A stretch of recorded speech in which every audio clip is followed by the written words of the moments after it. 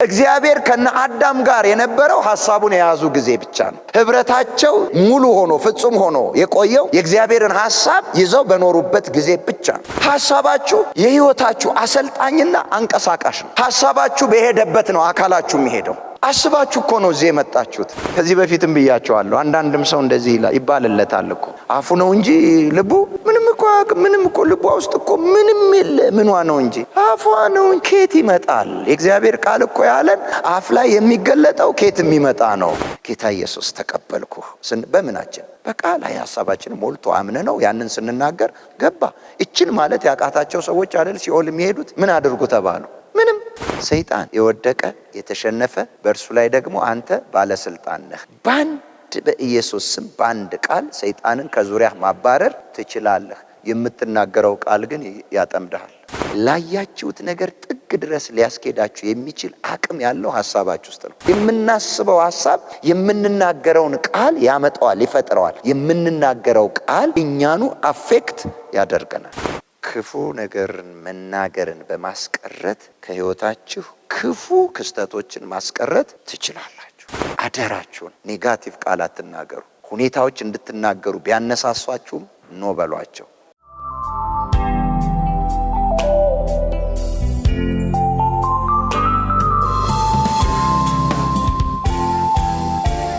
ሃሌሉያ። ባለፈው ስለ አንደበት መደዳውን እያየን ነበር። ከጴጥሮስ ላይ ተነስተን ህይወትን የሚወድ መልካም ቀኖችን ሊያይ የሚፈልግ አንደበቱን ከክፉ ይከልክል። ቁጥር 10 ላይ ይከልክል። ቁጥር 9 ላይ በክፉ ፈንታ ክፉን አትመልሱ፣ በዚህ ፈንታ ምን በሉ እንጂ ባርኩ እንጂ በረከትን ልትወርሱ ተጠርታችኋል። በረከትን ልትወርሱ። የምትወርሱት በረከት የሰራችሁት አይደለም፣ የእናንተ የጥረታችሁ ውጤት አይደለም፣ የምትወርሱ ናችሁ። ግን ያንን ለመውረስ እናንተ ምን በሉ? ባርኩ።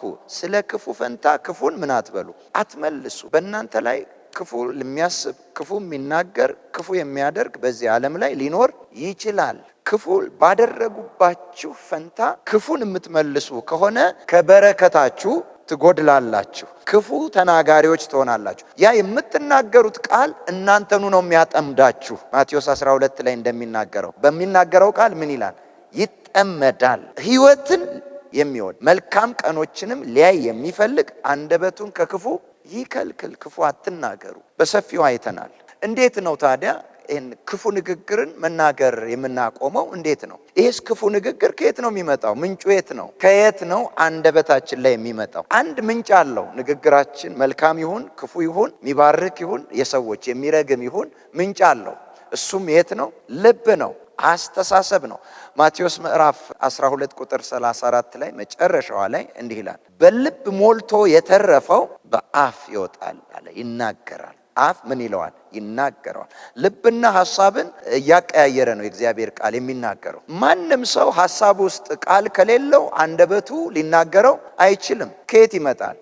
ሐሳብ ውስጥ ይፈጠራል። ያ የተፈጠረውን ሐሳብ በቃላት በፊደላት ትርጉም የሚሰጥ ስዕል የሚሰጥ ፍቺ ያለው አድርጎ ምን ይለዋል? ይናገረዋል። ሐሳብ እውነት ነው፣ ግን ያልተገለጠ እውነት፣ የማፍረስም የመገንባትም አቅም ያለው ኃይል ያለው እውነት ነው፣ ግን ምን አላለም? አልተገለጠም። በምን ይገለጣል? አንዱ መገለጫው በምንድን ነው? በንግግር በቃላት ይገለጣል እንጂ ሐሳብ ውሸት አይደለም። ሐሳብ እውነት ነው። ሐሳብ ዛሬንም ነገንም ፊውቸራችሁን በአጠቃላይ ዴስቲኒያችሁን የመያዝ የመቆጣጠር አቅም አለው። የሰው ሁሉ ህይወት የምታጠበጥበው በአስተሳሰቡ ዙሪያ ነው። ንግግሩ ደግሞ መንገድ ትቀድለታለች።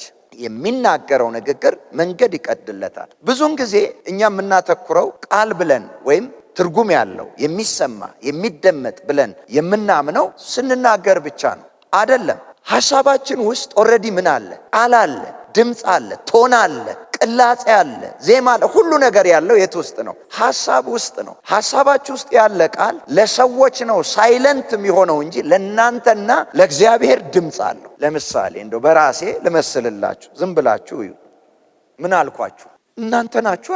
እኔና እግዚአብሔር ግን የምናውቀው የተናገርኩት ነገር አለ። ተባረኩ ተባረኩ ተባረኩ ተባረኩ አልኩኝ። እየሰማችሁ ነው? አሁን ሳይለንት የሆነው የማይሰማው የማይደመጠው ለማን ነው? ለእናንተ ነው። ለእኔና ለእግዚአብሔር ግን ምን አለው? ድምፅ አለው፣ መልእክት አለው፣ ሐሳብ አለው። ተባረኩ ተባረኩ ተባረኩ ተባረኩ አለው። ተናገርኩ እኮ። ልብ በሉ። ሰይጣን ሆኖ የወደቀበት ትልቁ ምክንያት ከደመናዎች በላይ ከፍ ከፍ ላለው በልዑል አምላክ እመሰላለሁ በልብህ አልክ ነው ያለው። በልብህ አሰብክ ነው ያለው። በዙሪያው ያሉ መላእክቶች ይህን አይሰሙም፣ አያውቁም። ለሱና ለእግዚአብሔር ግን ድምፅ አለው፣ መልእክት አለው፣ ትርጉም አለው። ተናግሮ አይደለም ሰይጣን የተጣለው። ይነገርም ይታሰብም አንድ ነው፣ እኩል ነው። የጊዜ ጉዳይ ነው፣ ይወጣል። ምክንያቱም ሰው ያሰበውን ነው የሚናገረው። እየሰማችሁ ነው? ያሰበውን ነው ሰው ሊናገር የሚችለው። ሳታስቡ ልትናገሩ አትችሉም። ሐሳባችሁ ውስጥ የሌለውን ማለት ነው ልትናገሩ አትችሉም። ሐሳባችሁ ውስጥ የመጣውን ነው የምትናገሩት። አንደበታችሁ ሐሳባችሁ ውስጥ ላለ ሐሳብ ላለ ቃል መውጫ በር ነው እንጂ አንደበታችሁ ላይ ምንም የሚመሰረት አረፍተ ነገር የለም። የት ነው የሚመሰረተው? አእምሯችሁ ውስጥ ነው፣ ሐሳባችሁ ውስጥ ነው፣ ልባችሁ ውስጥ ነው። መልካምም ቃል ይሁን ክፉ ቃል ምንጩ የት ውስጥ ነው ማለት ነው? ሐሳብ ውስጥ ነው፣ ልብ ውስጥ ነው፣ ውስጥ ነው። ይሄም ከዚህ ሞልቶ የተረፈው ነው አይደል? በአፍ ይወጣል ያለው፣ ይፈሳል ያለው። ስለዚህ አንደበት ላይ ያለውን ክፉ ቃል ለማጽዳት ሐሳብን ማጽዳት ነው የመጀመሪያው። ለዚህ እኮ ነው ኤፌሶን ምዕራፍ 4 ላይ ሲናገር በአእምሯችሁ መንፈስ ምን በሉ? በአእምሯችሁ መንፈስ ተለወጡ። ሮሜ 12 ላይ ደግሞ በልባችሁ መታደስ ተለወጡ እንጂ ይህንን ዓለም አትምሰሉ። አያችሁ እንግዲህ የምንቀይራቸው የት ውስጥ ነው? ልብ ውስጥ ነው፣ ሐሳብ ውስጥ ነው። ሐሳብ ውስጥ እስካሉ ድረስ የመቀየር እድላቸው ሰፊ ነው። ከወጣ በኋላ ነው መመለስ የማይቻለው፣ ማስተካከል የማይቻለው። ለምሳሌ እንደዚህ ነው። ምግብ በላችሁ፣ ጎረሳችሁ። አፋችሁ ውስጥ ያለውን ምግብ ማውጣት ትችላላችሁ። ጨጓራ ገብቶ ከተፈጨና ከተሰራጨ በኋላ ግን ማውጣት ይቻላል? አይቻልም። የሚጠቅማችሁም ከሆነ ይጠቅማችኋል፣ የሚጎዳችሁም ከሆነ ይጎዳችኋል። አፍ ላይ እስካለ ድረስ ግን ካወጣችሁት የሚጎዳ ከሆነ ካወጣችሁት አለቀለት፣ በቃ ሊጎዳችሁ አይችልም። ልክ እንደዚሁ ነው። ሐሳብንም እንደዚህ ነው። አፍ ውስጥ እንዳለ ምግብ በሉት። ሐሳብ ውስጥ ያለ ቃል እድል አለ የማስወጣት እድል አለ የመቀየር። ከተናገራችሁት በኋላ ግን እንደተሰራጨ አካል ክፍሏችሁ ውስጥ ሁሉ እንደገባ ምግብ ነው። በቃ ወጣ። የወጣን ቃል መመለስ አይቻልም። ቃልን የሚያጠፋ ቃልን የሚሽር የወጣን ቃል እንዳልነበረ ማድረግ የሚችል ምንም ነገር የለም። ለዚህ እኮ ነው እዛው ማቴዎስ 12 ላይ በምድር ላይ ስለምትናገሩት ስለ ከንቱ ንግግራችሁ በእግዚአብሔር ፊት ምን ትሰጣላችኋል? መልስን ትሰጣላችሁ።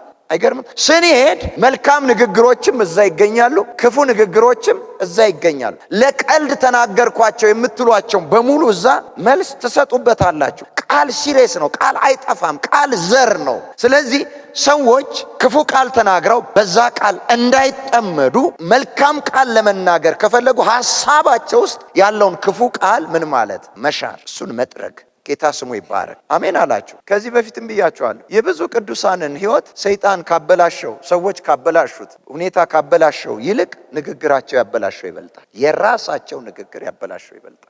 የምትናገሩት ቃል እናንተንም ይቆጣጠራችኋል። የመጀመሪያ ይሄ ውስጣዊ ማንነታችሁን ይገዛዋል። የምትናገሩት ቃል ለምሳሌ ሰዎችን እኔ እከሌን ወደዋለሁ ስትሉ ምንድነው የሚሰማችሁ? ውስጣችሁ ፍቅር፣ ደስታ አይደል? የተናገራችሁት ቃል ውስጣችሁን ምን ብሎታል? ተቆጣጥሮታል። ወደ ተናገራችሁበት ሐሳብ ስሜታችሁን አዘንብሎታል፣ ወስዶታል። አንድ ሰው ደግሞ ሰውን እጠላለሁ ካለ ምንድነው ውስጡ የሚያደምጠው? ጥላቻና በዛ ሰው አለመደሰት ይጀምራል። አይደለም ወይ? አያችሁ፣ ውስጣችሁን ይቆጣጠራል ማለት ነው። ቀጥሎ ደግሞ ውጪውን ይቆጣጠራል። ያ ወድሃለሁ የምትሉት ሰው ያንን ድምፅ ከሰማ በኋላ ለናንተ ያለው ነገር በዛው ነው የሚቀጥለው አይደል እንዴ? ለናንተ መልካም አስተሳሰብ ይኖረዋል፣ መልካም ልብ ይኖረዋል፣ የፍቅር ምላሽ ሊሰጥ ይችላል። አያችሁ፣ የምትናገሩት ነገር እናንተንም በተናገራችሁበትም አቅጣጫ የመያዝ የመቆጣጠርና ያንን የመግዛት አቅም አለው። ለዚህ ነው የምትናገሩትም ክፉ ቃል የሚገዛችሁ የሚቆጣጠራችሁ ይይዛችኋል። ሰው በአንደበቱ ቃል ምን ስለሚል ይጠመዳል። ምን ማለት ነው ይጠመዳል? ይይዘዋል፣ ያገኘዋል፣ ይቆጣጠረዋል። እንደ ምሳሌ የኢዮብን ነግሬያችኋለሁ። ኢዮብ ላይ ስታነቡት የልጆቹም የግመሎቹም የቤቱም ሁሉም ድብልቅልቅ ጥፋት ደረሰበት አይደል? ሲደርስበት ምንድነው ያለው ኢዮብ? የፈራሁት ደረሰብኝ። ምን እያለ ነበር? አንድ ቀን ይሄ እንደሚመጣ ቃለሁ ነው እኮ። ልጆቼ በልባቸው እግዚአብሔርን ምን ብለው? በምን ውስጥ ነው ማለት ነው? ሐሳብ ውስጥ እግዚአብሔርን በልባቸው ተሳድበው መቅሰፍት እንዳይመጣ ብሎ ሁልጊዜ ምን ይላል? መስዋዕት ያደርጋል። መስዋዕት የሚያደርገው የፍርሃቱ ውጤት ነው። ፍርሃቱ ውስጥ ደግሞ ድምፅ አለ። እዚህ ውስጥ መቅሰፍት የሚለው ነገር አለ እና ልብ በል የጊዜ ጉዳይ ነው። ነገርኳችሁ። በሐሳባችሁ ውስጥ በልባችሁ ውስጥ ያለ ቃል ለእናንተ ሳይለንት አይደለም፣ ለእግዚአብሔር ሳይለንት አይደለም፣ ለሌላው ነው። ስለዚህ ባሰበው ቃል አንድ ቀን ምን ሆነ? ተያዘ እና አልደነገጠም። ስታነቡት ወይኔ እንዴት ይሄ ይደርስብኛል አላለም። ያለው አንድ ነገር ነው፣ የፈራሁት ደረሰብኝ። የሰማችሁ ነው። መቅሰፍት የሚለው ጉዳት የሚለው የእግዚአብሔር ታላቅ ቁጣ የሚለው ነገር የት ውስጥ? በልብ ውስጥ ሁሌ ያወራዋል። ልብ ውስጥ አለ። የሰማችሁ ነው። ስለዚህ ይህንን ክፉ ቃል መቀየር የምንችለው የት ውስጥ ነው ማለት ነው? ልባችን ውስጥ፣ ሐሳባችን ውስጥ ነው መቀየር ያለብን። ቆም ብለን የምናስበውን ማሰብ መቻል አለብን። ምንድን ነው የማስበው? እንዴ ይሄ ከየት የመጣ ነው? ሰው ስለ ራሱ የሚናገረዋል፣ ስለ ስራው የሚናገረዋል፣ ስለ ህይወቱ የሚናገረዋል፣ ስለ ዘመኑ የሚናገረዋል፣ ስለ ቀኑ የሚናገረዋል። አንዳንድ ነገር ሲደርስባቸው ሰዎች ያንን የሚፈቱበትን መንገድ መስመር መከተልና ከጌታ ምሪት መቀበል ይተውና ምን አይነት የተረገመ ቀን ነው ይላሉ። ምን አይነት ቀን?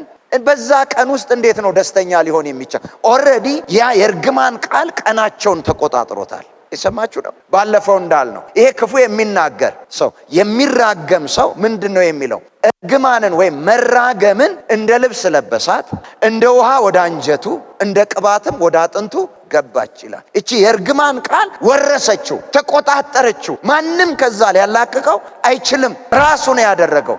ራሱ ያሰረውን፣ ራሱ ያመጣውን፣ ራሱ የተበተበውን ይህን የእርግማን ቃል በራሱ ቃል ነው መሻር ያለበት። ደግሜ እምላችኋለሁ ዛሬም እናንቀጥላለን። የምትኖሩት በሁለት ዓለም ውስጥ ነው። ይሄን እንዳትረሱ። ይሄ የእግዚአብሔር መንግስት ዜግነትን ያገኘንበት የእግዚአብሔር መንግስት አለ። በአካል ደግሞ እንዲህ የምንመላለስበት የጨለማው መንግስት አለ። ለዚህ ነው እናንተ የዓለም ብርሃን ናችሁ የተባል ነው። ለምን? ዓለም ምን ስለሆነች? ጨለማ ስለሆነች።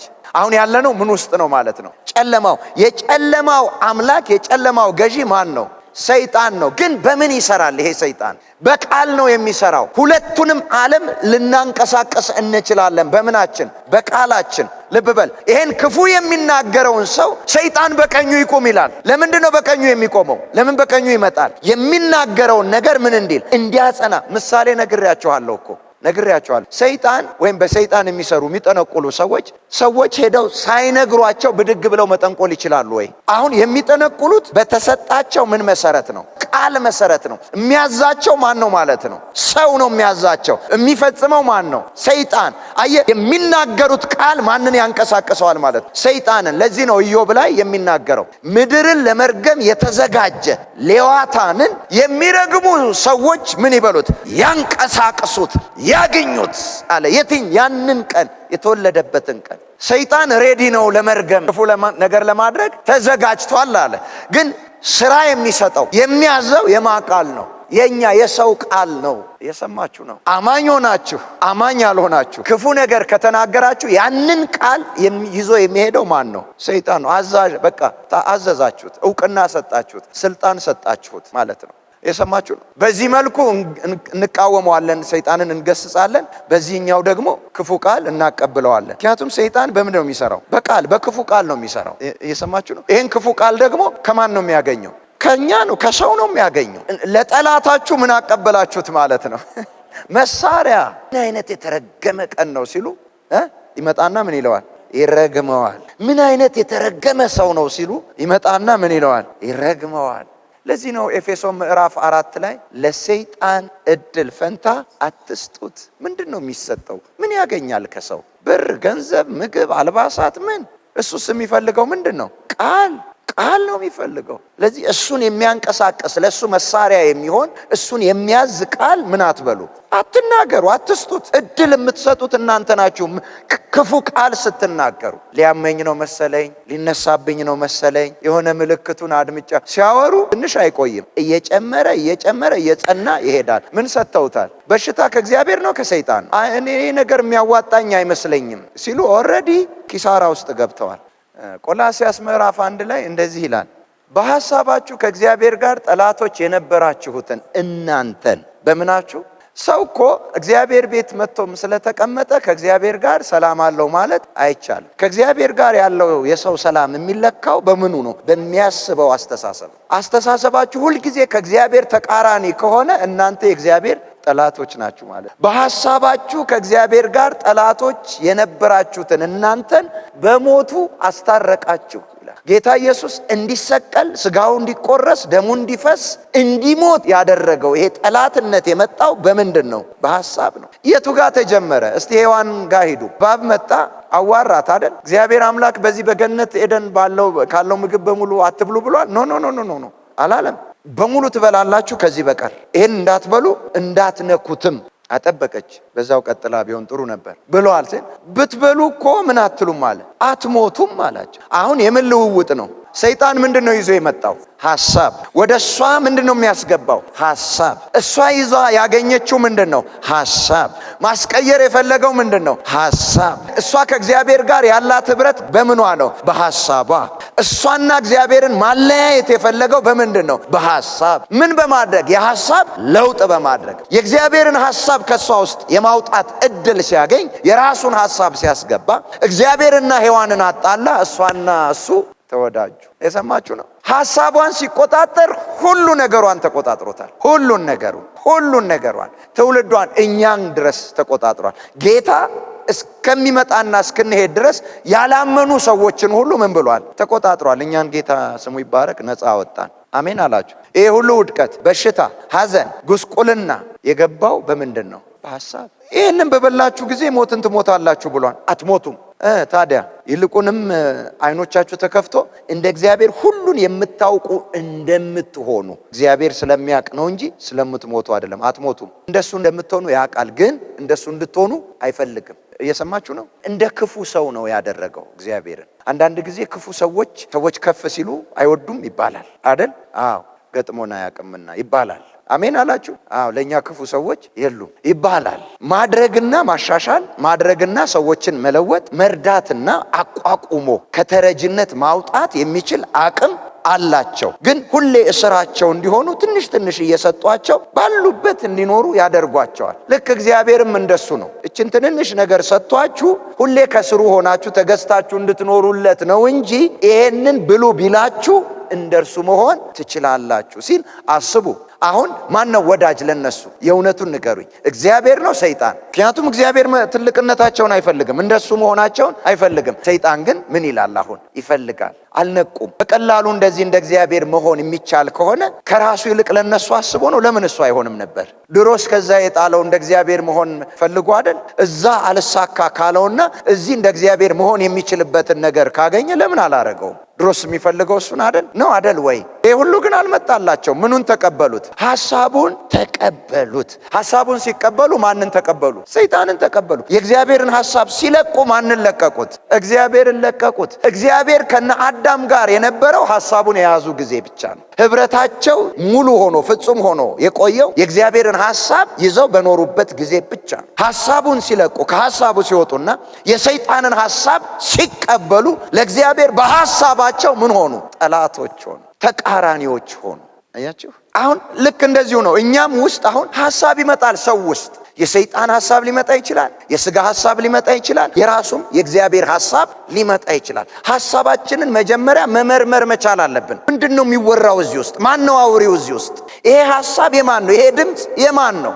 ይሄንን ሐሳብ ብናገረው ምን ሊሆን ይችላል? በምን ሊጠናቀቅ ይችላል? ምን ያመጣብኛል? እኔ ላይ ምንድነው ሊያደርስብኝ የሚችለው ብለን ቆም ብለን ሐሳባችንን ምን ማለት አለብን? መመርመር መቻል አለብን። እና እዛ ውስጥ ያሉ ኔጋቲቭ የሆኑ ክፉ ሐሳቦችን በሙሉ ምን ማለት? ማስወገድ። ጌታ ይባረክ። እዚህ ሐሳባችን ውስጥ ሌላ ሐሳብ፣ ድምፅ፣ ቃል ከሌለ በየትኛውም ሰዓት ክፉ ሐሳብ ሊወጣን፣ ክፉ ቃል ሊወጣን አይችልም። እኛም በክፉ ልንጠመድ አንችልም። ጌታ ስሙ ይባረክ። አሜን። በራሳችሁ ላይ መልካም ነገር ተናገሩ። አሜን።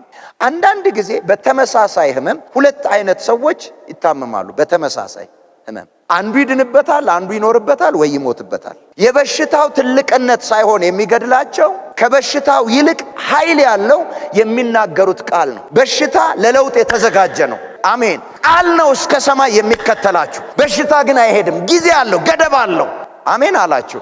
ከሚመጣበት ሰው ከሚመጣበት ህመምና ደዌ ይልቅ የሚናገረው ቃል ኃይለኛ ነው። ለዚህም እኮ ነው እኛም እጃችንን ጭነን በኢየሱስ ስም ተፈወስ ስንል የምንናገረው ቃል ከበሽታው በላይ ሲሆን ይፈውሳቸዋል። አሜን አላችሁ። እላያችሁ ላይ ተናገሩ፣ ህይወታችሁ ላይ ተናገሩ፣ ዘመናችሁ ላይ ተናገሩ። የምታዩት በዙሪያችሁ መጥፎ ነገር መጥፎ እንድትናገሩ አያነሳሳችሁ። እምቢ በሉት። እግዚአብሔርን እያሰባችሁ የእግዚአብሔርን ቃል እያሰባችሁ በማይመች ነገራችሁ ላይ መልካም ነገር ተናገሩ። ሐሳባችሁ የህይወታችሁ አሰልጣኝና አንቀሳቃሽ ነው። ሐሳባችሁ በሄደበት ነው አካላችሁ የሚሄደው። አስባችሁ እኮ ነው እዚህ የመጣችሁት። አስባችሁ እኮ ነው እዚህ የተገኛችሁት። ማን ነው ድንገት የገባ እዚህ? ቸርች ነው እንዴ ዛሬ የገባሁት? እኔ እኮ አላወቅኩም፣ የት እንደመጣሁ እንኳን አላውቅም የሚል ሰው አለ አሁን እዚህ? ማንም የለም። ስለዚህ እዚህ መገኘታችሁ የምናችሁ ውጤት ነው። አየህ፣ መልካም ነገር አስብ፣ የጊዜ ጉዳይ ነው። ያሰብክበት ትገኛለህ። ኃይል አለው አስተሳሰብ፣ ኃይል አለው ንግግር፣ አቅም አለው፣ ጉልበት አለው። ሰው በልቡ እንዳሰበ እንደዚያው ነው ይላል እግዚአብሔር ቃል። ከምታስቡት በላይም በታችም ልትሆኑ አትችሉም። ኮንሸስ ላትሆኑ ትችላላችሁ እንጂ ሁሌም ማንም ሰው ከሐሳቡ በላይም በታችም ሊሆን አይችልም። ህይወቱ የአስተሳሰቡ ነጸብራቅ ነች። ድርጊቱ የአስተሳሰብ ውጤት ነው። እያንዳንዷ ክፉ ንግግር፣ እያንዳንዷ ክፉ ድርጊት የክፉ አስተሳሰብ ውጤት ነች። እያንዳንዷ መልካም ንግግር፣ መልካም ድርጊት የመልካም አስተሳሰብ ውጤት ነች። ግን ምንድነው? ሰው ሲያስብ አያቀውም። የሚያስበውን ቆም ብሎ አያስበውም፣ አይመረምረውም፣ እንደመጣለት ይናገራል። ያ ደግሞ የአዋቂ ማቹርድ የሆነ ሰው ባህሪ አይደለም። እኛ ያደግን ሰዎች እድገታችን የሚለካው ሐሳባችንን በምንቆጣጠርበት አቅም ልክ ነው። በነገሮች ላይ አይደለም የምናድገው፣ መጀመሪያ በሐሳባችን ላይ ነው። ሐሳባችንን መግዛት፣ ሐሳባችንን መቆጣጠር፣ ለሐሳባችን ጊዜ መስጠት ስንችል፣ ሐሳባችንን ማኔጅ ስናደርገው እኛ ምን ብለናል? አድገናል። አሜን። ጳውሎስ እንደዚህ አለ። አንደኛ ቆሮንቶስ ምዕራፍ 13 ቁጥር 11 ላይ ልጅ ሳለው እንደ ልጅ እናገር ነበር፣ እንደ ልጅ አስብ ነበር፣ እንደ ልጅ እቆጥር ነበር። ልጅ ሳለው ኦርደሩን ይው። እንደ ልጅ ምንል ነበር? እናገር ነበር። ምን ሳይል? ሳያስብ።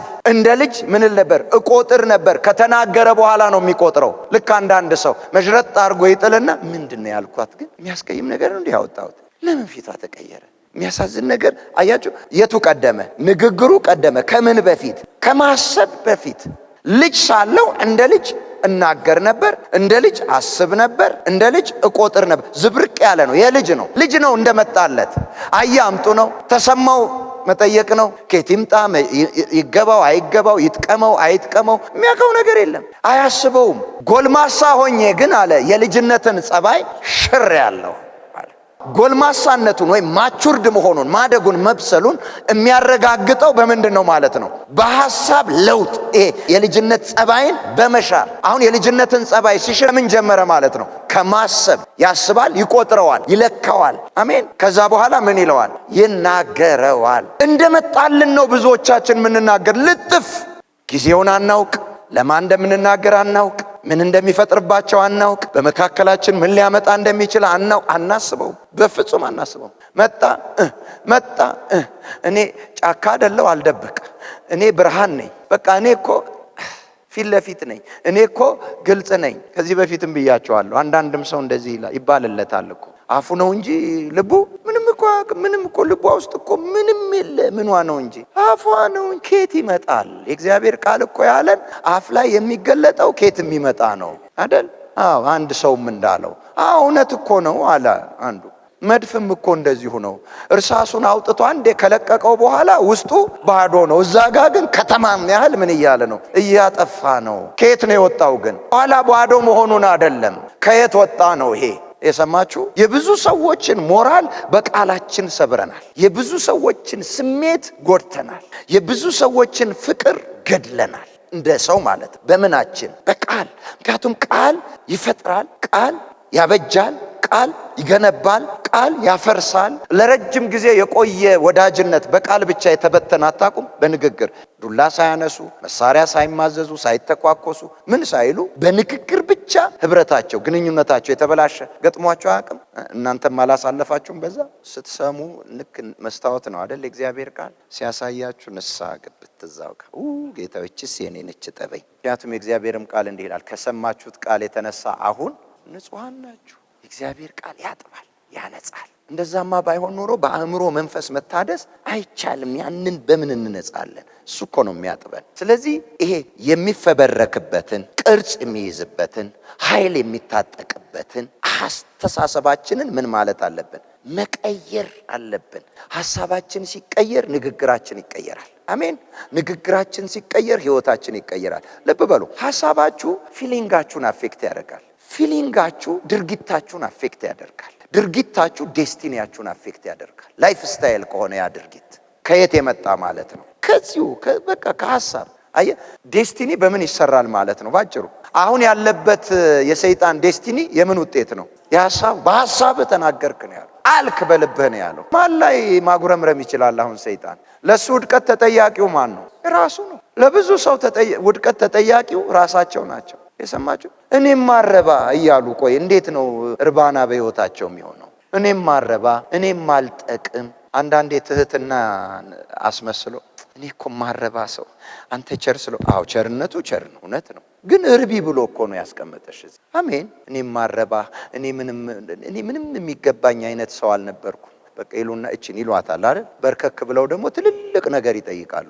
ምን ያደርግላችኋል ታዲያ? መጠየቅ እኮ ያስፈልግ። ለምን ትጠይቃላችሁ? እኔም ማረባ ትልቅ ቤት ይጠይቃል። እኔም ማረባ ትላለች፣ ትልቅ መኪና ትጠይቃለች። እኔም ማረባ ትላለች፣ ትልቅ ነገር። ምን ያደርግላችሁ?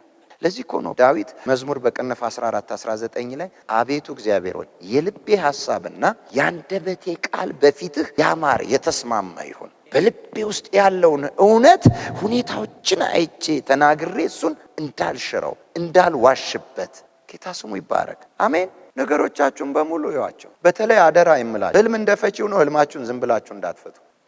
እንደምትናገሩት ነው የሚሆንባችሁ። እየሰማችሁ ነው? ማፍረስ አለባችሁ። አንድ ቀን አንድ ወንድም አንድን እህት እንዲህ አላት። ኖ እህት ነች፣ እህትን ያለቻት ስጸልይልሽ ህልም ራእይ አየሁ እና አሁንም ጸልይልሻለሁ አለቻት። ንገሪኝ። በሰንሰለት የታሰረ ቡትቶ ልብስ የለበሰ ጸጉሩ ጭብርር ያለ እንዴው አውሬ የሚመስል ሰው ከፊትሽ ሲመጣ አየሁ። ወይ አንቺ ዋሽተሻል ወይ እሱ መንገድ ተሳስቷል። እየሰማችሁ ነው? ወደ እኔ እንዲህ ያለው ሊመጣ አይችልም። ምን እንዳረገው ነው እግዚአብሔር ይሄን ወደ እኔ የሚያመጣ? ይሄ ህልም እንደፈቺው ነው። አይሆንም። እሺ አቃታችሁ ዝም በሉ። በቃ ዝም። የምትናገሩት ነገር ይሆናል። አንድ ጊዜ የጌዴዎን ጠላቶች ህልም አዩ አይደል? እንጎቻ ተንከባላ ከዳገቱ ላይ ድንኳናችንን ስትመታው አየን አሉ። ጌዴዎን የት ነው በዛን ሰዓት? ጉድጓድ ውስጥ ምን ቤት ወይን መጥመቂያ ውስጥ ምን እየጎቃ። ለምን? ፈርቶ። ጠላቶቹ ይሄንን አዩ። ሲፈቱት ምን አሉ? ኦ ይሄ የጌዴዎን ከሆነ እንደዚሁ ፈጀን አሉ። እንደሱ ነው የሆነባቸው። ከጅምሩ የተናገሩት ነው የደረሰባቸው። ጌዴዎን እኮ ገና አልመጣም። የት ነው እሱ ያለው? ተደብቆ ፈርቶ ባለበት። እንደፈቱት ህልም ነው የሆነባቸው። አየ የፈራውን ጌዴዎንን ብርቱ አደረጉት ባንደበታቸው። ብዙ ጊዜ የወደቀውን ይሄንን ሰይጣን በራሳቸው ላይ ብርቱ የሚያደርጉት የሚናገሩ ሰይጣን እኮ አደገ፣ አንተ እንደሱ ተንኮለኛ እንደሱ ክፉ ኃይለኛ እኮ ነው ሲሉ በቃ ኃይለኛ ይሆንባቸው። የጌታ ቃል ግን ወድቋል ነው የሚለው። ተሰለፈብኝ ይላሉ። ቆመብኝ፣ ህዝብ አስነሳብኝ፣ እንደዚህ ያለብኝ፣ መንገዴን ዘጋ። አሁን ስለምንነቱ ነው የሚያወራው። መዘጋቱንም ተውት፣ ህዝብ ማስነሳቱንም ተውት፣ የሆነ ነገር መቀስቀሱንም ተውት። ይችላል ነው እያሉ ያሉት። ይሄን ማድረግ ይችላል፣ ችሏል። በማ ላይ? በእነሱ ላይ። እናንተ ጸልዩም እናንተ ጹሙም ግራውንድ ሰጥተውት ንቅንቅ አይልም። ይሄ የሚፈርሰው ዲያብሎስን ተቃወሙት፣ ከናንተም ይሸሻል። ጌታ ስሙ ይባረክ። አሜን አላችሁ። እስቲ ይሸሻል በሉ። ህይወቴን አያገኝም በሉ። ጤናዬን አያገኝም፣ ሰላሜን አያገኝም፣ የተሰማራሁበት ላይ አይሰማራም በሉ። አዎ ለዚህ እኮ ነው በአጠገብሽ በቀኝ 10 ሺህ ይወድቃል፣ ወደ አንተ ግን አይቀርቡም፣ በአይን ብቻ ትመለከታቸዋለህ። ጌታ ስሙ ይባረክ። የእግዚአብሔርን ቃል እንናገር። እንዴት ነው ታዲያ ሐሳባችንን ማጽዳት የምንችለው? ወይም መልካም የሆነውን ቃል ሐሳባችን ውስጥ ልናገኝ የምንችለው እንዴት ነው? የእግዚአብሔርን ቃል በሐሳባችን ምን በማለት በመሞላት። የእግዚአብሔር ቃል በሙላት ይኑርባችሁ ይላል። የእግዚአብሔር ቃል በሙላት ይኑርባችሁ ማለት ይውረሳችሁ፣ ይቆጣጠራችሁ። የእግዚአብሔር ሐሳብ የእናንተ ሐሳብ እስኪሆን ድረስ፣ የእግዚአብሔር ፈቃድ የእናንተም ፈቃድ እስኪሆን ድረስ። አሜን። ሐሳባችሁ ውስጥ የእግዚአብሔር ቃል ይሙላ። የእግዚአብሔር ቃል በሙላት ይኑርባችሁ። ይኑር፣ የእግዚአብሔር ቃል ይኑር። ክፉ ቃል ሳይሆን፣ ምድራዊ ቃል ሳይሆን፣ የሽንፈት ቃል ሳይሆን፣ የሰይጣን ቃል ሳይሆን፣ የክፉ ሰዎች ቃል ሳይሆን የእግዚአብሔር ቃል በሙላት ይኑርባችሁ። አሜን። አንዳንድ ጊዜ አንዳንድ ሰው የሰው ቃል ነው ተሞልቶ የሚያሰላስለው እሱ ነው። እንዲህ አለችኝ አይደል፣ እንዲህ አለኝ አይደል፣ እሱ ነው ሲያሰብ መርሳት ነው። ከደጋገምከው ነህ፣ በቃ እኮ ነህ፣ በቃ ነህ። ያን ሐሳብ ካደረግከው ሆንክ፣ በቃ ሆንክ። ባትቀበሉት ለምን ትናደዳላችሁ? ስፍራ ባያገኝ ውስጣችሁ ለምን ትናደዳላችሁ? ደጋግሜ ብያቸዋለሁ። እኔ ባለቤቴና የባለቤቴ እናት የእሳቸው እህት አብረን እንደዚህ ከየካቲት አካባቢ ነው ስንመጣ፣ መንገዷ ሰፊ ነች፣ ቦታዋ መብራት የለውም፣ ትራፊክ አልነበረም በጊዜው እና የቀደመ የሚሄድበት ነው። ተጠባብቀን እሱም መሄድ ይፈልጋል፣ እኔም መሄድ ይፈልጋለሁ፣ እሱም መሄድ ይፈልጋል። ማይቁም ማይሄድ አይታወቅም፣ ሸርተት ስለምንል ግማሽ ድረስ እንደዚህ አንገቱን በመስኮት አውጥቶ አንተ ደደብ አለኝ። ክትክት ብዬ ሳኩ። ደስታ ሞላኝ። ስለተሰደብኩ ነው ወይስ ስላልተቀበልኩት ነው? አይ የሚነዘንዝ እንደ ጭንቁር ቃላቸው ይበላል አይደል የሚለው። እንደዛ ራስን የምታስበላው ምን ስትል ነው? ስትቀበለው ነው። ማንም እኮ ምንም ሊልህ ይችላል። ሆኖ አለመገኘት ነው እንጂ ትልቁ ነገር ምንም ተባል ምን ቸገረህ? ግን ያሉህን ሆነህ አትገኝ። አሜን። እውቅና አልሰጥም በሉ። በራሴም ላይ የተናገርኩትን በሉ። ሰዎችም በእኔ ላይ የተናገሩትን ክፉ ቃል ሁሉ እሽረዋለሁ። ከነፍስ ከስጋ ከመንፈሴ ላይ የተሻረ ነው በሉ። ከሐሳቤ ላይ የተሻረ ነው በሉ። ከልቤ ላይ የተሻረ ነው በሉ።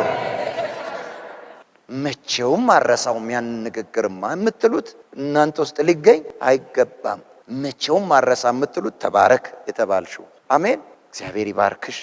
ክፉ ቃል ተመልከቱ። ሰውም እኮ ወዴት እንደሚያዘነብል ደግ ነገሩን እኮ ይረሳል ሰው። የረጅም ዓመት ደግ ነገሩን ይረሳና የአንድ ቀን ክፉ ንግግር ለዘላለም ወጥሮ ይዛታል። በቃ እሷን ነከሰ ማለት ምንም ሲገናኙ እንደ በፊቱ ለመሆን አይቻልም። አቅም ይጠፋል። ያኔ እሱን ነው ማለት ነው። ያንን ቃል ሆኗል ሰውየው የሚያስበውን። እየሰማችሁ ነው። ጤና ይጎዳል፣ ሰላም ይጎዳል፣ ህብረት ይጎዳል። የተሰማራችሁበት ቦታ ፍሬ ታጣላችሁ። የእግዚአብሔርን ቃል ምን ማለት መሞላት። ምንም ነገር እንድናሰላስል እንድናስብ ከቃሉ ውጭ እግዚአብሔር አልመከረንም፣ አላዘዘንም። ሪከመንድ ያደረገልን ነገር የለም። ኢያሱ ምዕራፍ 1 ላይ ስታነቡት ምን ይላል? ቃሌን ሁልጊዜ አስበው አሰላስለው። ስትተኛ፣ ስትነሳ፣ ስትቀመጥ፣ ስትሄድ ምን በለው? አስበው አሰላስለው። ያን ጊዜ በመንገድህ ሁሉ ምን ይልልሃል? ይቀናሃል፣ ይከናወንልሃል። ደግሞም አለው ይሄን ካደረክ በህይወት ዘመንህ ሁሉ የሚቋቋምህ የለም። ለካ ተሸናፊም የሚያደርገው ሰውን አሸናፊም የሚያደርገው ምኑ ነው? ቃሉ፣ ሐሳቡ ነው። እዚህ የተሞላው ነገር በሐሳባቸው በቀላሉ የሚሸነፉ ሰዎች በውጭ ትልቅ ነገር አይጠበቅም እነሱን ለማሸነፍ። በትንሽ ነገር ልባቸው ይሰበራል። መንፈሰ ስስ የሆኑ ሰዎች አሉ ውስጣቸው በረባ ባረባ የሚያለቅሱ እና ስም ይሰጣቸዋል ቤት ውስጥ። እሷ እኮ ወደ ባሻ ነች፣ በቃ አትችልም፣ ትንሽ ነገር ነው የሚበቃ፣ በቃ እሷ እኮ የእምባሴት ነች። ይሄ የእምባሴትነት አይደለም፣ መንፈሰ ጠንካራ አለመሆን ነው። ቤት ውስጥ እሺ በጥንቃቄ ይዟታል፣ ወደ ባሻ ነች ተብሎ ክፉ ማንም አይናገራትም። እናንተ ምን አላችኋት ደግሞ አይልም ይባላል አይደል? ቤት ውስጥ እንክብካቤ አለ። የውጭውን ሰው ማን ሊጠብቅላት ነው? ራሷ ጠንካራ ካልሆነች።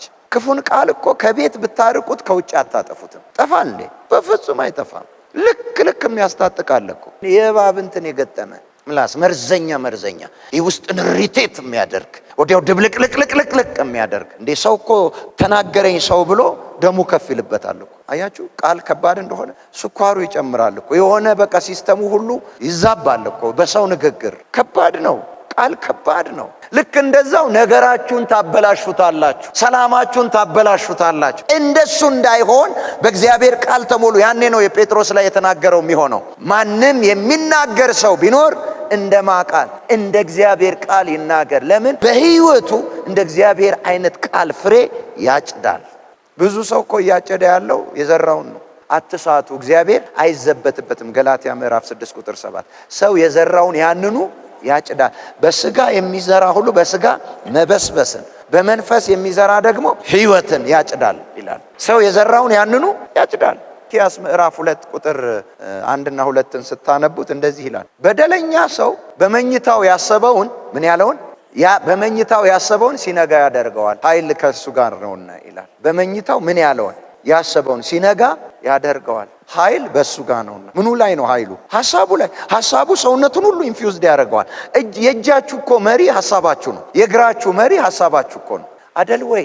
በደለኞች ሰዎች በመኝታቸው ያሰቡትን ጠዋት በእጃቸው የሚያደርጉት እጃቸውን ማን ስለመራ ነው? ማን ስለተቆጣጠረ ነው? አያችሁ፣ እያንዳንዱ የአካል ክፍሎቻችን የሐሳባችን ባሪያዎች ናቸው። ሐሳባችንን ተከትለው ነው የሚፈጽሙት። ከሐሳባችን ትእዛዝ ካልመጣ ወዴትም መንቀሳቀስ አይችሉም። ስለዚህ ሰው የምን እስረኛ ነው ማለት ነው? የሐሳቡ። በምን የተወሰነ ነው? በሐሳቡ። ለዚህ ነው የማንም ሰው ሕይወት በአስተሳሰቡ ዙሪያ ነው የምታጠበጥበው ያልነው። ማለት የሕይወት አቅጣጫችሁ በምን ይወሰናል? በሐሳባችሁ። መዝሙር በቅንፍ 81 ቁጥር 11 ላይ እግዚአብሔር እንደ ሰው የቁጭት ንግግር ለእስራኤላውያኖች ሲናገር ታያላችሁ። ሰምተውኝ ቢሆን ኖሮ፣ አድምጠውኝ ቢሆን፣ እሺ ብለው ቢሆን ኖሮ የመሬትን ስብ ባበላኋቸው፣ የስንዴን ስብ ባጠገብኳቸው፣ ጠላቶቻቸውን ከእግራቸው በታች በጣልኩላቸው ነበር፣ ባዋረድኩላቸው ነበር። ምን ብለውኝ? ነገር ግን በልባቸው ሐሳብ ሄዱ። ሰምተውኝ ቢሆን ኖሮ የኔን ሐሳብ እሺ ብለው ተቀብለው ቢሆን ኖሮ ሰይጣን አናታቸው ላይ አይወጣም፣ አይራቡም፣ አይቅበዘበዙም ነበር። ሰይጣን በላያቸው ላይ አለቃ እንዲሆን፣ ገዢ እንዲሆን፣ እንዲቀጣቸው፣ እንዲያስጨንቃቸው ምክንያቱ ምናቸው ነው? ሐሳባቸው። ሰይጣን እድል ያገኘው በሐሳባቸው። የሰማችሁ ነው። ጉስቁልናውም የምን ውጤት ነው? የአስተሳሰብ ውጤት ነው። እንገራችሁ፣ ድህነት እኮ የእጅ ሳይሆን የምንድን ነው? የሐሳብ ነው። ያው እዛ ጋር እነ ሔዋን ጋር ሐሳባቸው ሲበላሽ ነው ከኤደን ገነት ከብልጽግናው ጥረህ ግረህ በወዝ ብላ ባዶ ሜዳ ላይ የለቀቀው ወደ ድህነት፣ ከብልጽግና ወደ ድህነት የገቡት ምናቸው ሲበላሽ ነው? ሐሳባቸው። ለካ ስፍራቸው የሚጠበቀው ምናቸው ሲጠበቅ ነው? ሐሳባቸው ሲጠበቅ ነው። መዝሙር በቅንፍ 39 ቁጥር 1 ላይ በአንደበቴ እንዳልስት መንገዴን እጠብቃለሁ። በአንደበቴ እንዳልስት መንገዴን እጠብቃለሁ። ምን ማለት ነው? መንገድ የሚለው ምንድን ነው? ይሄ የምንሄድበት መንገድ ምን ማለት ነው? የሕይወት መስመሬን እጠብቃለሁ። በምኔ እንዳልስት? በአንደበቴ እንዳልስት። ከዛ ቀጠለና ምን አለ? ኃጢአተኞች በፊቴ በተቃወሙኝ ጊዜ በአፌ ላይ ጠባቂ ያኖራለሁ አልኩ። በአፌ ላይ ምን ጠባቂ ያኖራለሁ አልኩ። ኃጢአተኞች ምን ባሉኝ ጊዜ? በተቃወሙኝ ጊዜ። የምን ጠባቂ? እንደነርሱ አይነት መልስ እንዳልሰጥ፣ የመልስ ምቴ እንደነሱ እንዳይሆን። የሰማችሁ ነው። ለምን? እንደነሱ ከመለስኩ የነሱ ማህበርተኛ ነኝ። በእኔና በእነሱ መካከል ልዩነት የለም። እነሱም የተናገሩትን ናቸው፣ እኔም የምናገረውን ነው የምሆነው። ስለዚህ ከነርሱ የመጣው ሐሳብ ቃል የኔን ስሜት ቀስቅሶ እንደነሱ መናገር እንዳልችል ለአንደበቴ ምን ጠባቂ ያኖራለሁ። የለም እናንተ ይቁም። አሜን። ለዚህ እኮ ነው የእግዚአብሔርም ቃል ብዙ ከመናገር ጥቂት መስማት ይሻላል። ጥቂት ተናጋሪ ብዙ ሰሚዎች ሁኑ። ከብዙ ንግግር ድካም፣ ስንፍና አይጠፋም አለ። እንዲህ ይላል ምሳሌ 21 23 ላይ አፉንና ምላሱን የሚጠብቅ ነፍሱን ከመከራ ይጠብቃል ይላል። መከራ በምን ይሰራል? በአፍ የሚሰራ። ኮንሸስ ስለማንሆን ነው።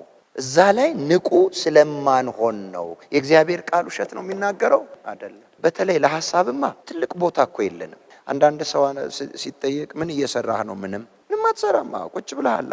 ምንም እያሰብክ አይደለም። እንዲሁ ምንም የመጣልህ የለም የምትሰራው። አይ እሱማ በሐሳብ ደረጃ ምን ብሎት ናቅ አድርጎት። በሐሳብ ደረጃማ ያው ሐሳብ ነው፣ ሊሆንም ላይሆንም ይችላል ይላል። ሐሳብን ተራ አድርጎ ግን እንደሱ አይደለም። የእግዚአብሔር ቃል ያ የምንወደው ኤርምያስ ላይ ምንድነው የሚለው? ለእናንተ ማስባትን ሐሳብ እኔ ያውቃለሁ ካለ በኋላና ምንድነው ያለው? ፍጻሜና ተስፋ ያለው የመልካም ነገር ነው እንጂ የክፉ ነገር ፍጻሜ ያለው የጊዜ ጉዳይ ነው። ሐሳብ አንድ ነገር እኮ በቅጡ ካሰባችሁት እና እዛ ላይ ከቆማችሁ የነገሩን 75% ሄዳችሁታል። ምክንያቱም እያንዳንዱ ነገር የሚፈጠረው ምን ውስጥ ነው? ሐሳብ ውስጥ ነው። የሚሰራው ሐሳብ ውስጥ ነው። ቅርጹን የሚይዘው ሐሳብ ውስጥ ነው። መልኩን የሚያገኘው ሐሳብ ውስጥ ነው። ይሄ አሁን ያለንበት ቤት፣ ይሄ አዳራሽ የሐሳብ እኮ ውጤት ነው። አሁን አንድ ቀን እንደዚህ ሆኖ ተገኘ አይደል? ልክ እንደዚሁ ሆኖ ግን የት ውስጥ ነበር የነበረው? ሁሉን ነገር ይዘቱን ያገኘው የት ውስጥ ነው? ሐሳብ ውስጥ እኮ ነው። ሁሉ ነገር የሚያልቀው ሐሳብ ውስጥ። ይሄ ምድራው አካላዊው የሆነው ውጪ የሆነው ነገር እኮ ሾውሩም ነው። ምን እንዳሰባችሁ እዚህ ውስጥ ሐሳባችሁ ውስጥ ምን እንደተሰራ፣ ምን ይዛችሁ እንደምትመላለሱ፣ ምን ይዛችሁ እንደምትኖሩ ውጪው ላይ የሚያሳይ ነው ለውጪው ሰው። የነገሮች እውነተኛ ማንነት ግን ያለው የት ውስጥ ነው? ሐሳብ ውስጥ ነው። የአስተሳሰብና የአነጋገር ግንኙነታችንን ዛሬ ጤናማ እናደርገዋለን። አሜን። እስቲ እኔ ይሆንልኛል በሉ፣ እኔ ይሳካልኛል በሉ፣ እግዚአብሔር ከኔ ጋር ነው በሉ፣ እግዚአብሔር አባቴ ነው በሉ፣ ይረዳኛል፣ ያግዘኛል። ሁኔታ እያያችሁ እንዳትናገሩ። የምታልፉበት የደረሰባችሁን ነገር እያያችሁ እንደዛው ነው አትበሉ። ማየት አንድ ነገር ነው። የምታዩትን ካዱ አላለም እግዚአብሔር። የምታዩትን አትቀበሉ ነው። አሜን። አሁን ትልቅ ጥቁር ውሻ ፊት ለፊታችሁ ቢመጣ ምንም ያክል ድንገት ግርጥ ቢልባችሁ ከዚህም ይምጣ ከዛም ብቻ ቢመጣ በኢየሱስ ስም የለህም ነው የምትሉት? ትክዱታላችሁ? ምንድነው የምትሉት ታዲያ? በኢየሱስ ስም አትችልም አለ እኮ። ግን ምን አትልም? አትችልም። በቃ ክፉ ነገር በዚህ ዓለም ላይ አለ ሞልቷል። በእኔ ላይ አትችልም። አሜን። አያችሁ፣ ከለከላችሁት። ከዛ ትልቅ ምን ከሚያህል የውሻ አቅም እና ባህሪ ይልቅ የእናንተ ቃል ይበልጣል፣ ይከለክለዋል። አትችልም። አሜን። እስቲ ክፋትን ከህይወቴ ከለክላለሁ በሉ። አያገኘኝም፣ አይደርስብኝም። እግዚአብሔር ጠባቂ ነው፣ ለክፉ ነገር አሳልፎ አይሰጠኝም። አንዳንድም ሰው እንደዚህ ነው። በሽታ ከእግዚአብሔር እንደመጣበት ይናገራል። ገንዘቡንም ምኑንም እንደመታበት እግዚአብሔር የእጄን ነገር እግዚአብሔር እኮ አዋቂ ነው። አይገርማችሁም? እንደው የእጄን ብትን ባያደርገው ኖሮ እኔ መቼውም እግዚአብሔር አልሆንም ነበር። ምን አቅቶት ነው አሁን እግዚአብሔር የእጅ በትኖ? ካንተ እኮ እጅህ ላይ ያለው ትልቅ ነው ማለት ነው ለእግዚአብሔር። እሱን ካልበተነ አንተን መያዝ እንዴት አድርጎ ያ ይከለክለዋል? ሞኝነት። ስንቱ ሰው ነው ያስመታው እጁ ላይ ያለው። እግዚአብሔር እቺን አዋቂ አይደል? እቺን በሽታ ባይሰጠኝ ኖሮ እኔም እቻል አልነበርኩም። ከዛ ሲብስባቸው ደግሞ ጸልዩልኝ ይላሉ። እና እኛ እግዚአብሔር ለእናንተ ጸልየን የእግዚአብሔርን ሐሳብ እንቃወም እንዴ? የእግዚአብሔር ተቃዋሚ ልታረጉን ነው እንዴ? እግዚአብሔር ያስቀመጠውን በሽታ እኛ ተነቀል ስንል ይሆናል? አረ ይሆናል ወይ?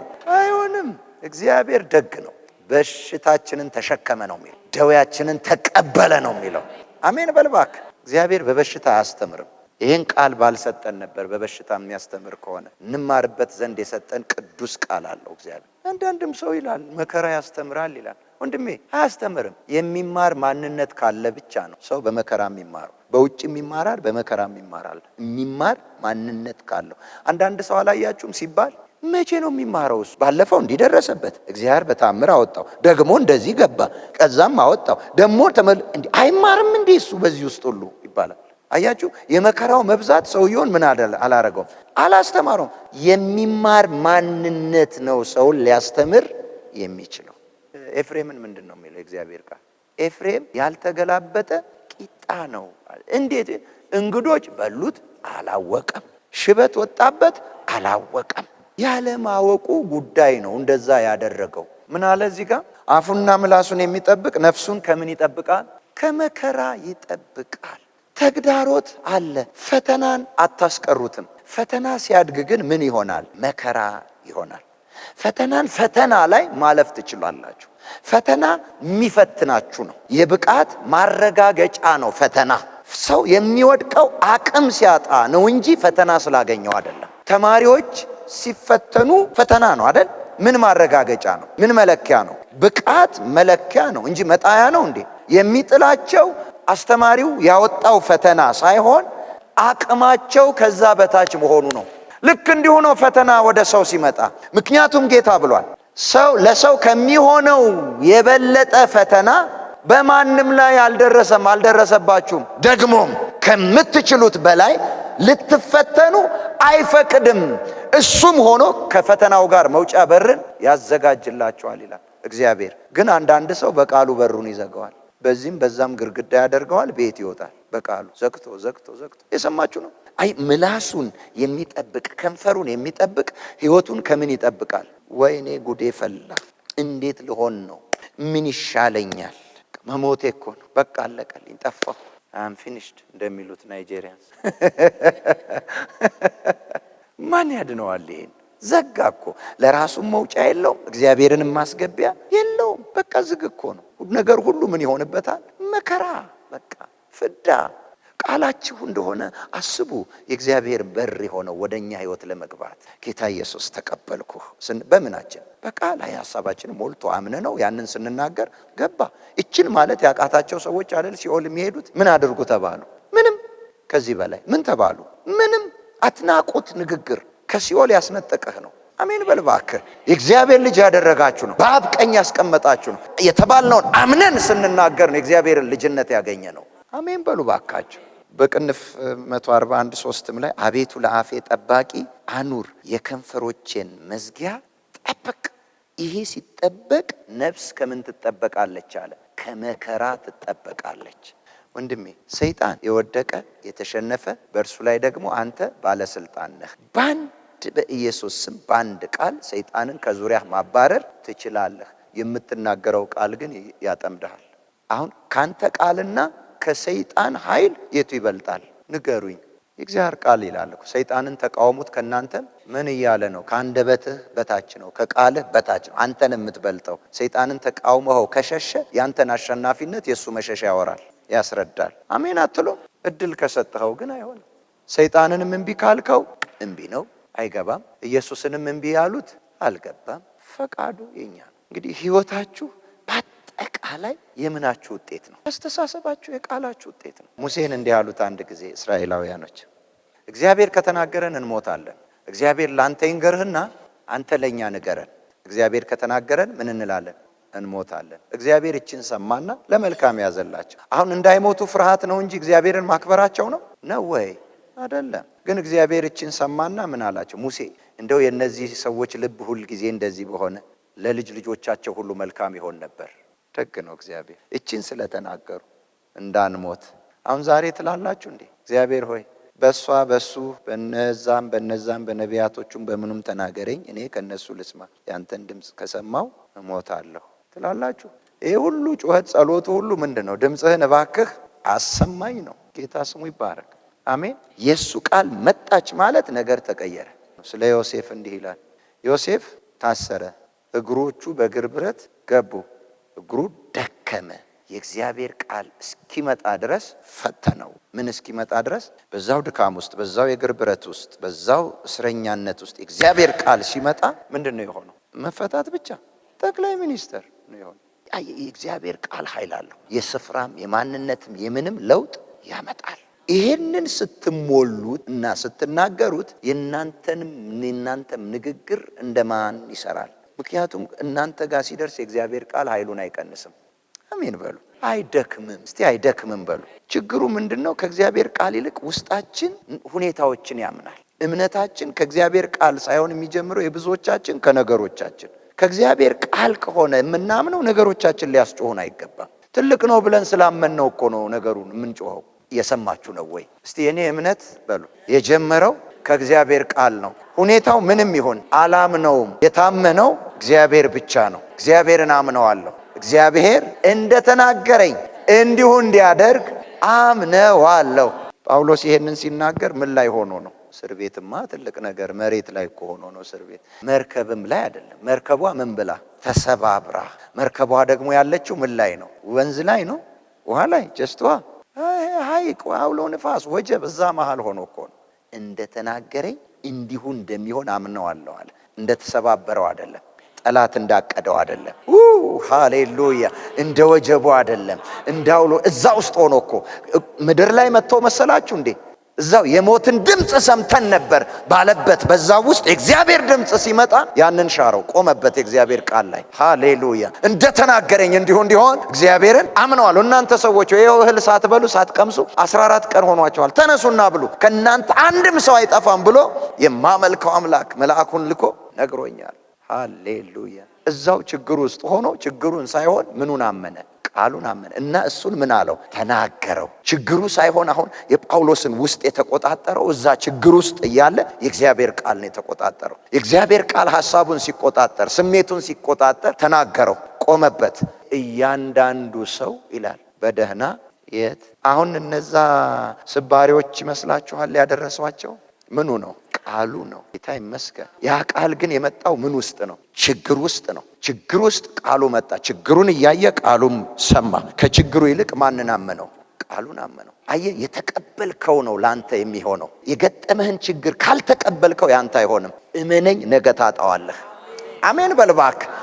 አሜን በል። እውቅና አትስጡት። ተበላሽቷል ብላችሁ አትደምድሙት። አይሰራም ብላችሁ አትደምድሙት። አዎ እየሰራ ላይሆን ይችላል። አይሰራም ስትል አባስከው እንጂ እንደሚሰራ አታደርገው፣ እንዲሰራ አታደርገው። መናገር። ምክንያቱም ሞትና ሕይወት በምን እጅ ነው ይችላል? በምላስ እጅ። ለነገርህ ሕይወት ሊሰጥ ይችላል፣ ለነገርህን ደግሞ ምን ይለዋል? ይገለዋል። አፉንና ምላሱን የሚጠብቅ ነፍሱን ከመከራ ነፍሴ ተጨነቀች ሲሉ አንዳንድ ጊዜ ሰዎች አያውቁትም። አስጨናቂውን አያውቁትም። ማን ሊሆን ይችላል? የራሳቸው ሐሳብና እስቲ እኔ ጭንቀት አላቅም በሉ፣ አልጨነቅም በሉ። አንዳንድ ሰው እኮ የመጨረሻ ጭንቀታ ነው።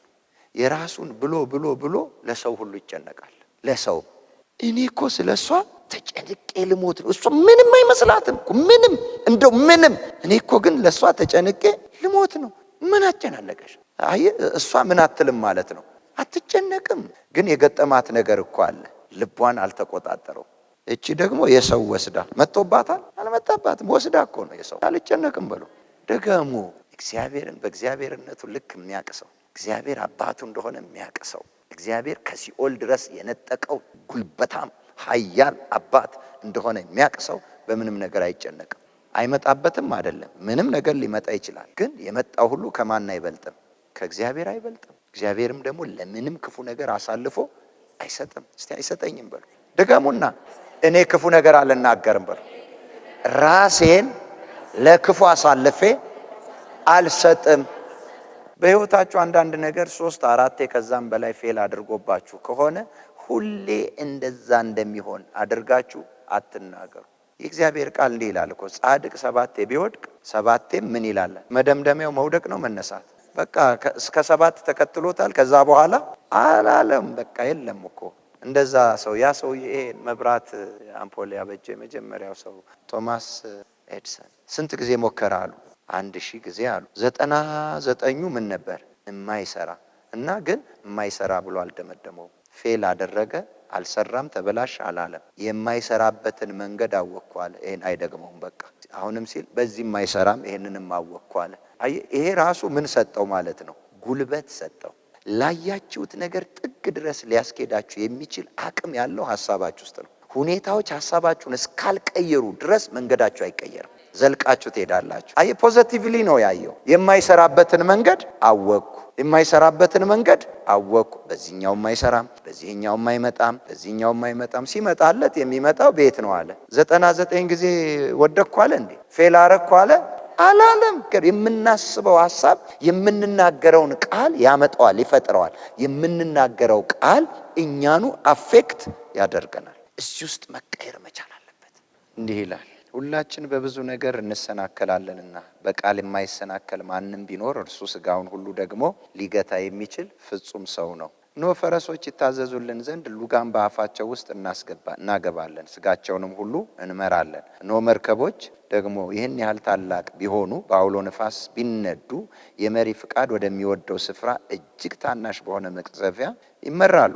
እንዲሁም አንደበት ደግሞ ትንሽ ብልት ሆኖ በታላላቅ ነገር ይመካል። እነሆ ትንሽ እሳት እንዴት ያለ ትልቅ ጫካ ያቃጥላል።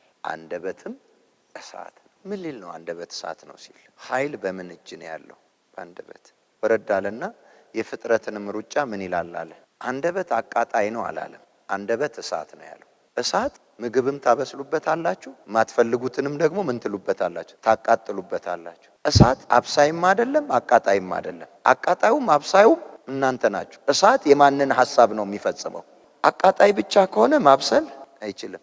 ማብሰል ብቻ ከሆነ ማሞቅ አይችልም። ኒውትራል ነው። ሁሉንም ኃይል ነው እሱ።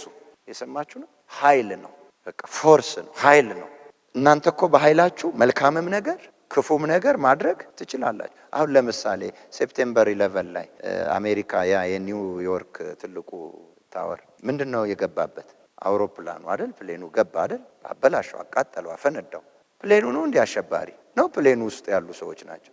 ኒውትራል እኮ ነው ፕሌኑ። እነዛን ሰዎች እኮ አንድ ቀን በሰላም የሆነ ቦታ አድርሷቸው ይሆናል እኮ። የመጀመሪያቸው ይሆናል ብላችሁ ታስባላችሁ? ፕሌን ኒውትራል ነው። ለዚህኛው ዓላማ የተጠቀመው ማን ነው? ሰው ነው። ለጥፋት ያደረገው ለመጓጓዣም ያደረገው ማን ነው? ሰው ነው። አንደበት ምንድን ነው አለ? እሳት ነው። ክፉ ነው አለ እንዴ? አላለም። ክፉ የሚሆነው አንተ ክፋትን ምን ስትልበት ነው? ስትናገርበት፣ ለክፋት ስትጠቀምበት ነው። ያለበለዚያ አንደበት አንተን ይጠቅምሃል። አሜን በሉ ባካችሁ። እሳት ነው አለ። እሳት ምግባችንን ያበስላል፣ ቤታችንን ያሞቃል አደል ወይ? በቃ አንደበት እንደዛ ለጥቅም ልታውለው ትችላለህ። አይ ካልክ ደግሞ የፍጥረትን ሩጫ እንደሚያቃጥለው ያንተኑ ሩጫ እቺ ትንሿ ብልት ሰውነት መካከል ያለችው ነገርህን በሙሉ ምን ትለዋለች? ታቃጥለዋለች። እና የአንደበት አዛዥ ማን ነው? ምንም ኃይል ቢሆን ማን ነው አዛዡ? ማን ነው? እናንተ ሐሳባችሁ። የምታስቡትን ነው የምትናገሩበት፣ የምታስቡትን ነው የምታወጡት። አንዴ ወጣ ማለት ግን መመለስ እስቲ ዛሬ በሉ ትልቅ አቅም ኃይል ለእኔ የሚጠቅም እኔን የሚረዳ ፈውሴን የሚያፈጥ በረከቴን የሚያፈጥ መለቀቄን የሚያፈጥ መዘርጋቴን የሚያፈጥ መልካም ነገሮቼን የሚያፈጥን ትልቅ አቅም ትልቅ ኃይል አንደበት እግዚአብሔር ሰጥቶኛል። ክፉ ነገርን መናገርን በማስቀረት ከሕይወታችሁ ክፉ ክስተቶችን ማስቀረት ትችላላችሁ። ፍጥረት ሁሉ ለምን የተገዛ ነው? ለአንደበት ለንግግር የተገዛ ነው። ለፍጥረት የምትናገሩትን ማስረዳት አይጠበቅባችሁ። ንግግር እንዲታመን ተደርጎ የተፈጠረ ነው። ማንም ያምነዋል። እስኪ ለሰዎች ስንጸልይ አይታችኋል? አጋንንትም ሲወጣ እውነታችሁን ነው እንዴ ቆይ የምትሉት ብሎ ይላል ወይስ ውጣ ሲባል ይወጣል? በሽታም እንዴ የምራቸውን ነው እንዴ ሄድ የሚሉኝ ብሎ ይላል ወይስ ሂድ ሲባል ይሄዳል? በሽታም ሰይጣንም ምንን ያምናሉ ማለት? እንዴት ታዲያኛ የራሳችንን ቃል እንዴት አናምንም? ሰይጣን የእኛን ቃል እያመነ በሽታ የእኛን ቃል እያመነ ኃይል እንዳለ እያወቀ እየተገዛ ስራው እየፈረሰበት ሲሄድ ለምን እኛ አናምንም? ለምን በጎ ይሰራልናል ብለን በዛ ልክ አምነ ነው ለምን አንናገርም? እየሰማችሁ ነው?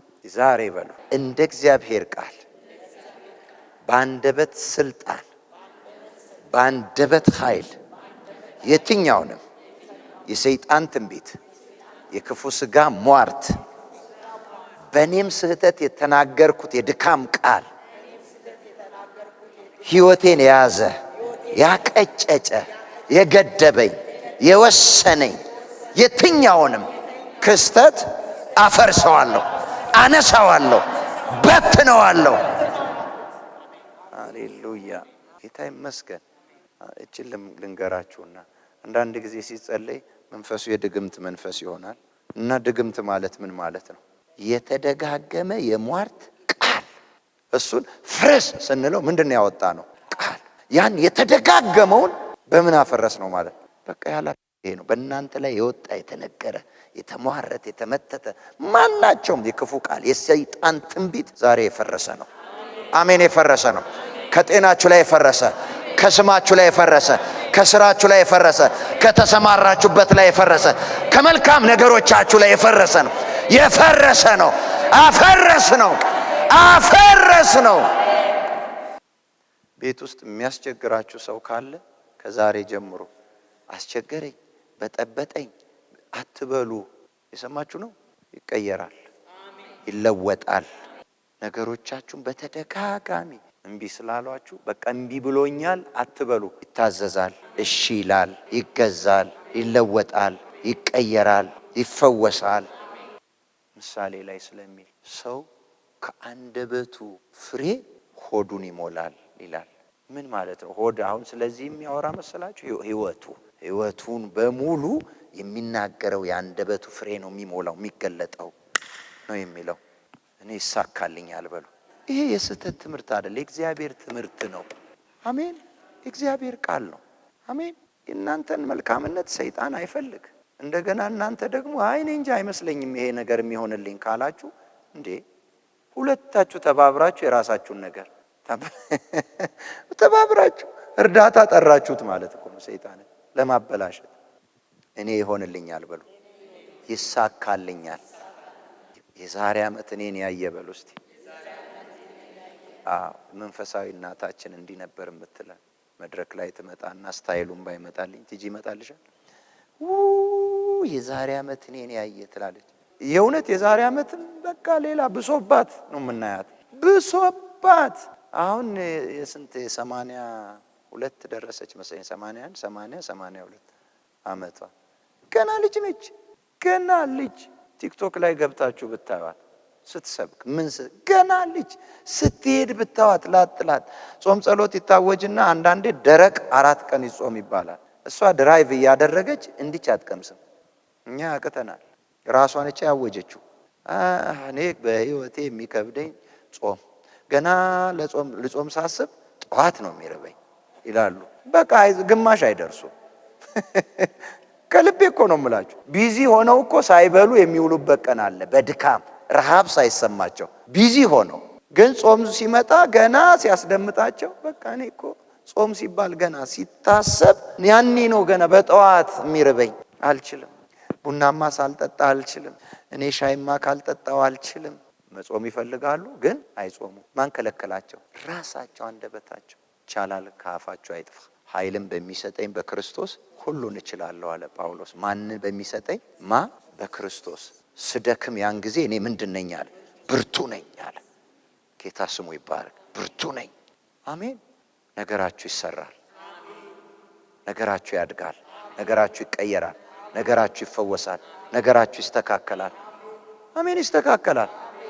ይስተካከላል። አደራችሁን ኔጋቲቭ ቃል አትናገሩ። ሁኔታዎች እንድትናገሩ ቢያነሳሷችሁም ኖ በሏቸው። አሜን። ከምታዩት ይልቅ የምትናገሩትን እመኑ። ውስጣችሁን ከሚያስደምጣችሁ ይልቅ እግዚአብሔር ተናገሩ ያላችሁን እመኑ። አሜን። የማየት እኮ እግዚአብሔርም ጨለማ አየ ይላል። ግን ጨለማ ስለ ጨለማ አወራ እንዴ? ብርሃን ይሁን አለ። ብርሃንም ሆነ። ጌታ ስሙ ይባረክ። አሜን። ሌላ ምንም ነገር አይደለም። የቃልን ጉልበትና ስልጣንን ስለምናምን ነው በሽታ ውስጥ ፈውስን የምናወራው፣ ድካም ውስጥ ብርታትን የምናወራው። የምንናገረው ስለሚበልጥ እንደሚበልጥ ስለምናቅ ነው። ቃል ይፈጥራል፣ ቃል ያበጃል፣ ቃል ይለውጣል። አሜን። እስቲ እግዚአብሔር ያንደበቴን ቃል ፍሬ ይፈጥርበታል። ኢሳይያስ 57:19 ላይ ነው እንደዛ የሚለው። ለአንደበታችሁ ቃል ፍሬን እፈጥራለሁ አለ። ማለት በቃ ያንደበታችሁ ቃል ፍሬ ሳያፈራ አይቀርም። ክፉን በቃ ሌላ እኮ ጉልበት አይጠይቀን። ለክፉ ቀለል ብሎ ጉልበት ጠይቆን ለመልካም ነገር ከባድ ጉልበት አይጠይቀን። ያው እኮ ነው አይደል እንዴ? እና ለምን መልካሙን አንናገርም? እንናገር እስቲ። አውጃለሁ በሉ። መልካሙን እናገራለሁ በሉ። መልካም ይሆንልኛል በሉ። ደገሙና